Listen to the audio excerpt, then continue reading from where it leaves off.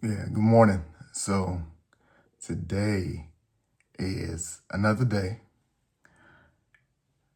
A brother who found a book. Look what book I found.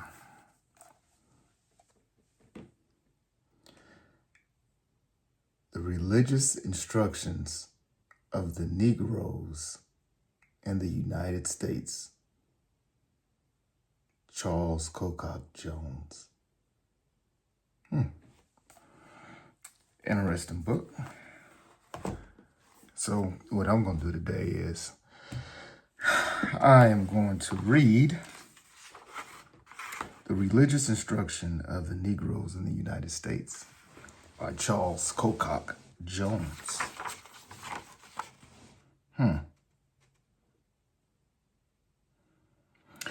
So what I'll do is I'll read, I'll say, the first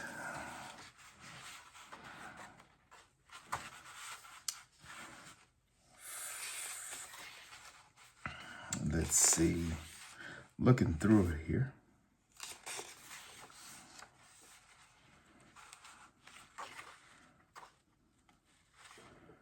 I'll read the first 5 pages without giving my biased opinion. Interesting book. Let's begin. All right, the preface. The preparation of the following pages has been undertaken at the suggestion of friends, seconded by the convictions of my own mind,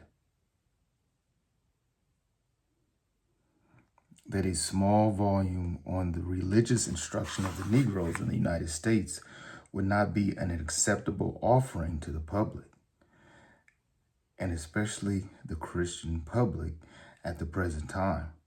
Whatever I have before prepared or published on the subject has been freely used whenever it has suited my purpose.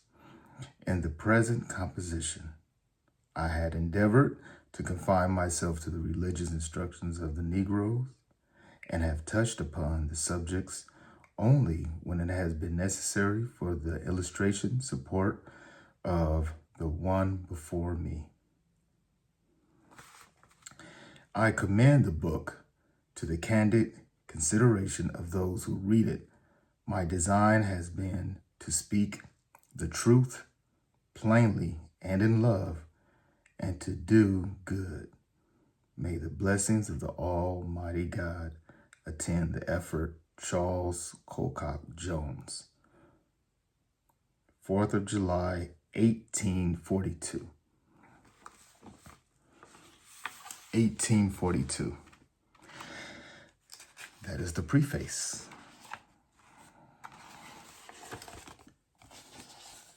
Contents, so you can see.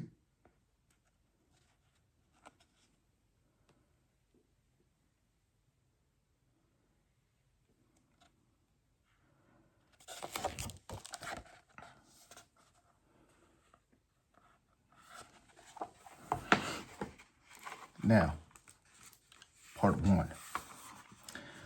Historical sketch of the religious instruction of the Negroes from their first introduction into the country in 1620 to the year 1842. Okay. The religious instruction of the Negroes in the United States. This is a real book. Part 1. Historical sketch of the religious instruction of the Negroes from their first introduction into the country in 1620 to the year 1842.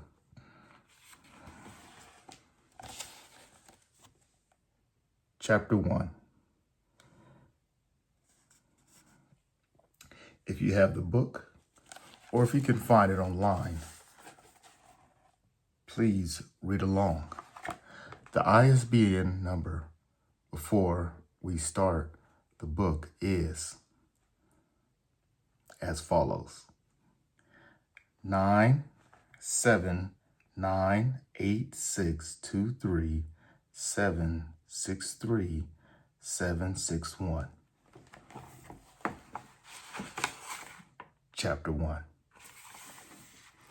The first period from their introduction in 1620 to the first census in 1790, a period of 170 years.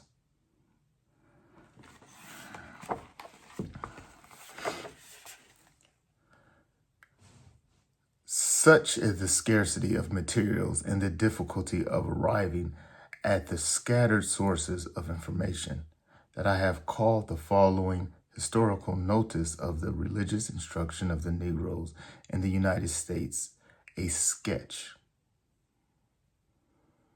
It deserves no better name, although perhaps it may embody the principal facts on the subject.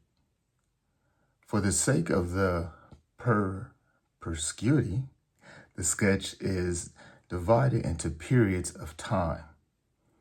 The first period, extending from the introduction of the Negroes into the country in 1620 to the first census in 1790, a period of 170 years. The second period from 1790 to 1820, a period of 30 years. And the third period from 1820 to 1842, a period of 22 years. 1.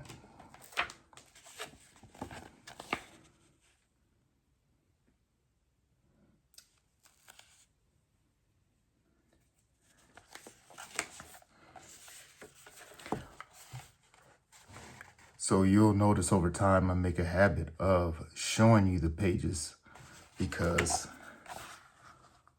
this is a real book. But why wouldn't it be? Let's continue. Account of the introduction of Negroes into the colonies under the government of Great Britain. It was in the year 1501 that Isabella of Spain granted permission for the introduction of the Negro slaves into Hispaniola, but such only as had been born in Spain or in slavery among Christians. And in the following year, a few had been sent into the New World. In 1508, the Spaniards opened a direct trade in slaves and imported Negroes into Hispaniola from the Portuguese settlements on the coast of Guinea. Ferdinand V, by royal ordinance, enjoined a direct traffic in slaves between Guinea and Hispaniola in 1511, and Charles V in 1512 to 13. In 1517, Charles V granted a patent to one of his Flemish favorite containing an exclusive right of importing slaves, 4,000 annually, into Hispaniola, Cuba, Jamaica, and Puerto Rico. This favorite sold his patent to some Guyanese merchants for 25,000 ducats, and they were the first who brought into regular from that commerce for the slaves between Africa and America, which has since been carried on oath such revolting circumstances and to such an amazing extent. 45 years after, in 1562 and 1563, the English entered the trade under Sir John Hawkins and carried Negroes from Africa to Hispaniola in 1567, Queen Elizabeth protected and shared the traffic. Thus, the mother country was engaged in the traffic 45 years before the first permanent settlement was made in her American colonies, which was Jamestown, Virginia, 1607.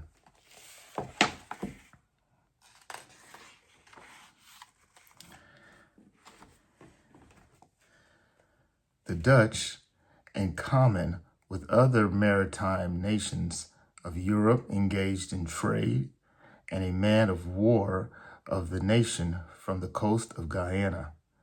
And in August 1620, 4 months before the Plymouth colony arrived in America, landed 20 Negroes for sale in the colony of Virginia on James River, which determines the epoch of their introduction into the colonies.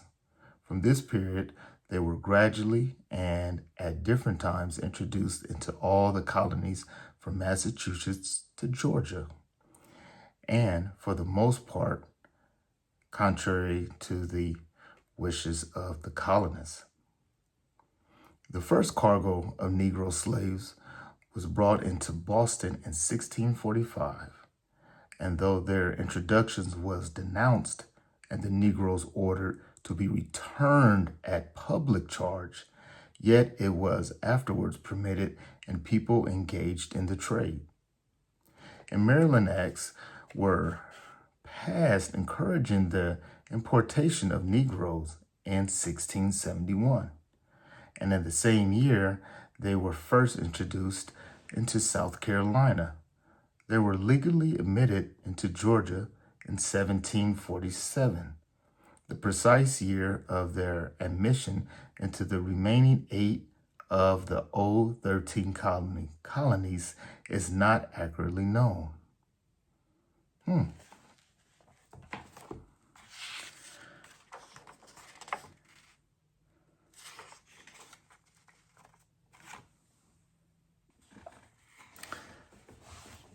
Okay, so after reading, and we all listened and or read together, I have a few passages I would like to go back over.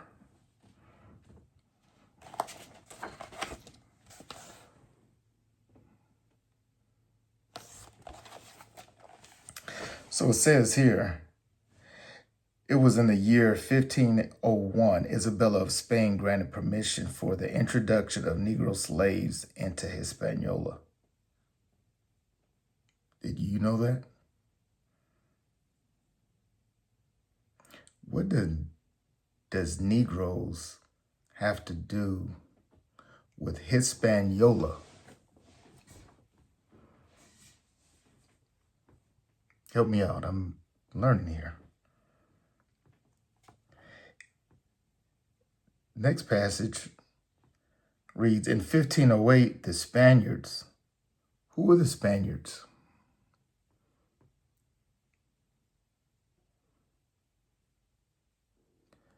I know the language is Spanish, and if it's Hispaniola, is that Spain? Spaniards? In 1508, Spaniards opened a direct trade in slaves and imported Negroes into Hispaniola from the Portuguese settlements on the coast of Guyana. Who are the Spaniards? So Spain is not Mexico. Let's continue. I'm just a brother who picked up a book. I'm just reading along and learning like some of you are. Next passage was pretty interesting that we went over. In 1517, Charles V granted a patent to one of his Flemish favorites,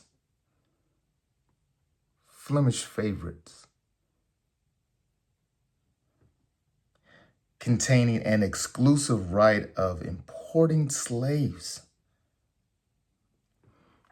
I'm going to back up again. In 1517, Charles V granted a patent to one of his Flemish favorites containing an exclusive right of importing slaves. A patent? 4,000 annually. It's yearly. Annually. It's yearly. Look it up. Don't believe what I say. You know, I could tell you anything. I'm just reading a book. A patent on importing slaves, 4,000 a year, into Hispaniola, Cuba, Jamaica, and Puerto Rico.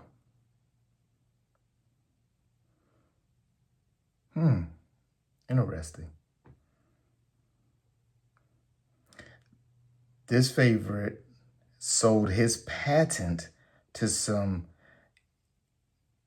Guyanese. It's Genoese merchants for 25,000 ducats. He sold his patent to import slaves to someone else, importing slaves into Hispaniola, Cuba, Jamaica, and Puerto Rico.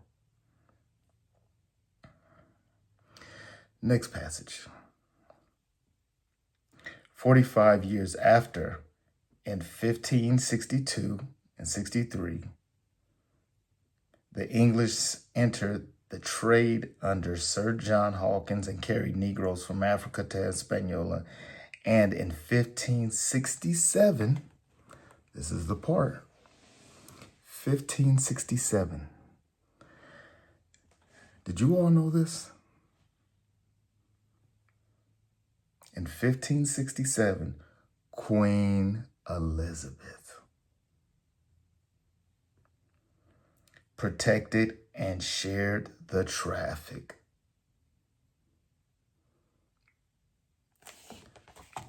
of slaves. Queen Elizabeth.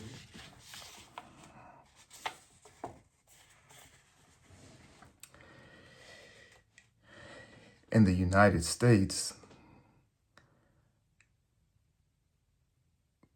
we're familiar with Queen Elizabeth, and some more than others. But it's interesting that the American educational system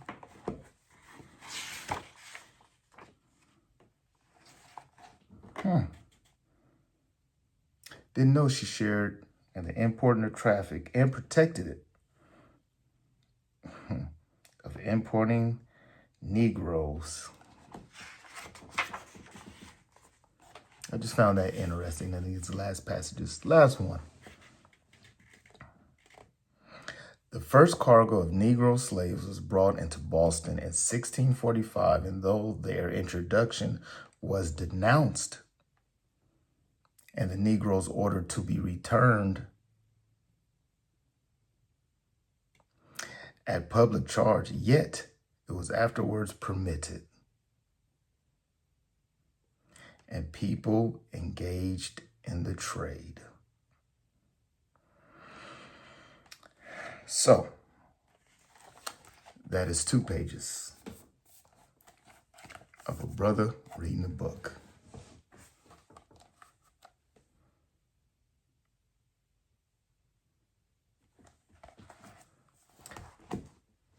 Please follow me next time on page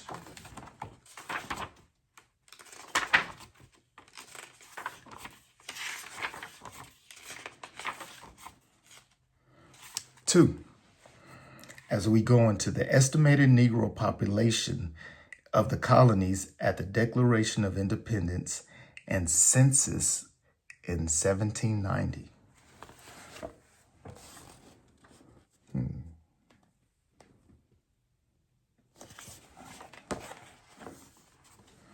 The estimated Negro population of the colonies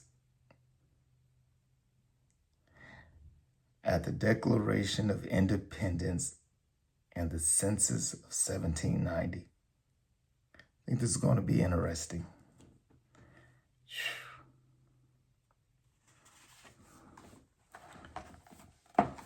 Thank you for following along. This is a brother just reading a book.